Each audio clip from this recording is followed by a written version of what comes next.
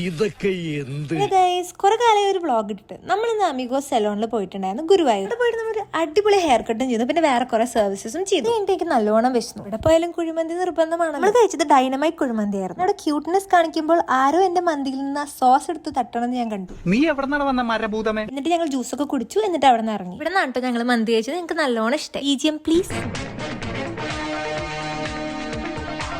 അതുകൊണ്ട് ഞങ്ങൾ കാറിൽ കയറി. നല്ല വ്യൂ അല്ലേ ഇവിടെ? മനുഷ്യനെ കൊല്ലാൻ കൊണ്ടുപോവാ.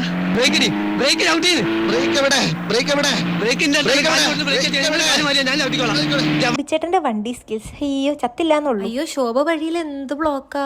ഞങ്ങൾ ബ്ലോക്കിൽ പെട്ടിരിക്കുകയാണ്. പാട്ടൊക്കെ വെച്ചിട്ടാണ് ഇവിടെ പോകുന്നത്. ഇപ്പൊ ഞങ്ങൾ ലൈൻ ബസ് ഓപ്പോസിറ്റ് സൈഡ് വഴി പോണ കണ്ടപ്പോൾ ഞങ്ങൾ അതിന്റെ പിന്നാലെ പിടിച്ചു. സോ പോലീസിന് അത് ഇഷ്ടപ്പെട്ടപ്പോൾ ഞങ്ങളുടെ ഫോട്ടോ, ഞങ്ങളുടെ കൂടെ MLA-യും ഇതുപോലെ ഓവർടേക്ക് ചെയ്തു. പക്ഷെ പോലീസ് അവരുടെ പിക്ചർ ഒന്നും എടുക്കണം ഞങ്ങൾ കണ്ടില്ലേ, ഒന്നും പറയാനില്ലേ.